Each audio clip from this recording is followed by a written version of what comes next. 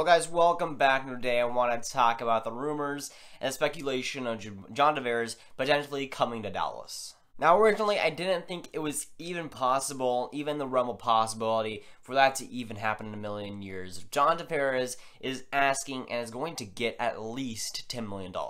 Now John Tavares last season had 82 games played, 37 goals, 47 assists for a nice 84 points, and obviously 2 points over a point per game. Had a very, very good season. But the thing is, I really do not want him in Dallas. Don't get me wrong, I really like Tavares, I really do, and I think that whoever he'll go to, and he'll play very well there, but this team is not structured to take another $10 million at least contract on the books. This team is not structured to be like the Penguins where you have a Crosby and Malkin. This team is not ready for that. Sure, they could afford it, but that would make costs way high. That would mean that a lot of the depth players that a lot of us love would be gone. A lot of the depth would be scraped. And we've seen teams go with two core players at $10 million. And how has that worked? Let's look at the Chicago Blackhawks. How has that really worked out for them? Let's look at some other teams trying to get some big free agents. Let's look at Minnesota with Parise and Suter. Yeah, they're good players, but has it really worked out for them? Not really. Another thing that scares me is John Tavares doesn't have too much of a history of injuries, but they still have been there. While I do think that he'll have a healthy stretch, there's always the big possibility of him being injured for a couple of years and him having some injury problems. And I don't know if that'll happen, but again, it's always a concern when you're signing a big free agent for a long term. You need him to be healthy, and if he isn't, that's a big thing that is really going to hamper your team and your lineup. And again, the people trying to compare if we were to get Tavares to a Malkin and a Crosby, I don't get that. Malkin is at $9.5 million. Crosby is at $8.7. That isn't quite 10 and 10. Yes, those are two great centers lined up together, but then it's just a little bit more with both contracts being $10 million. It's not quite the same. And even with those amazing Crosby and Malkin contracts, they're still scraping by the cap. They're still really just below the cap, it seems like, every single year. So even with those great contracts, it still seems like they're always close to that cap floor or that cap ceiling. The biggest thing, the biggest red flag for me is signing John Tavares would at least, I'd say 80% mean Tyler Seguin is gone the next season. For me, this team wouldn't be able to handle both two $10 million contracts. Seguin is going to ask for $10 million. Let's be honest here.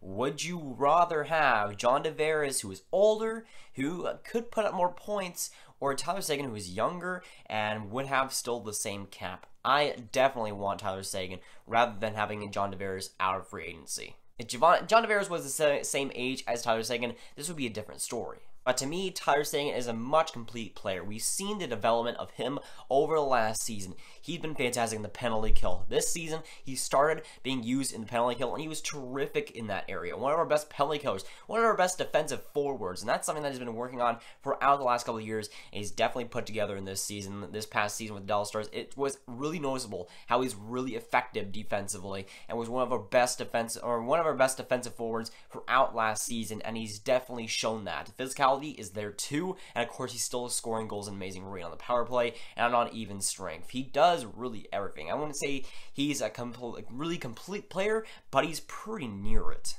And yes, while Tavares might score more points, I don't believe that it'll be as effective as having a Tyler Seguin as your number one center. We have our number one center in Tyler Seguin. Won't Stars fans just be content with that?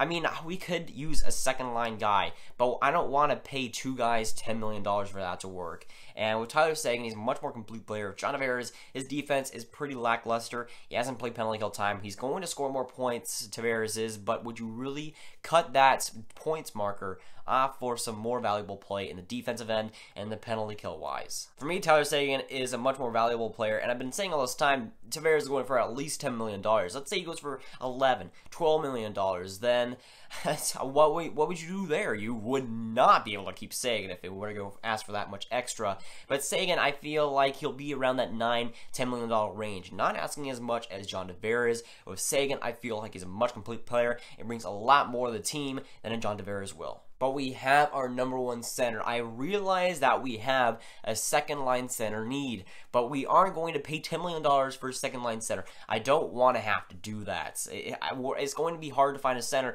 and second line centers aren't really that easy to come by. I know that, but paying that much, it has worked with the Penguins, but again, they're lesser so contracts. Even with the cap going up, I still don't feel that great about it. And the thing is, Tyler Seguin just to me is a more complete player, better player all around. I think he's going to ask for less term, most likely. He's going to ask for less money, most likely. Why wouldn't you go with that option? Find yourself a second-line center instead of 2 first-line centers. That has worked with the Pittsburgh Penguins, but it might not work for you. I mean, we've seen teams that try to replicate Stanley Cup contenders' success, and it hasn't worked out for them.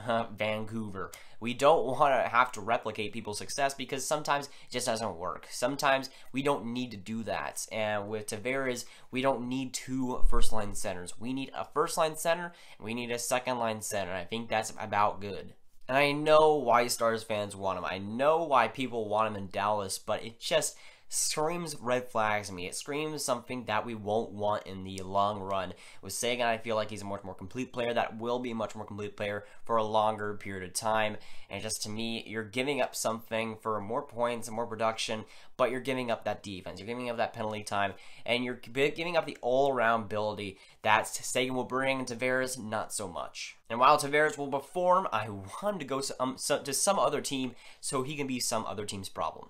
And while Tavares will definitely be good in the short term, it just worries me what we're going to have to receive and what we're going to have to give up in the long term. But hey, if Tavares were to come for like 8 or 7 million, we can talk. But that's going up for today, guys. Gonna enjoy it. Make sure to like and subscribe. Tell me down below why you'd want John Tavares. Whatever team you cheer for, why would you want John Tavares? Why would you not want John Tavares? And I'll see you guys later. Goodbye.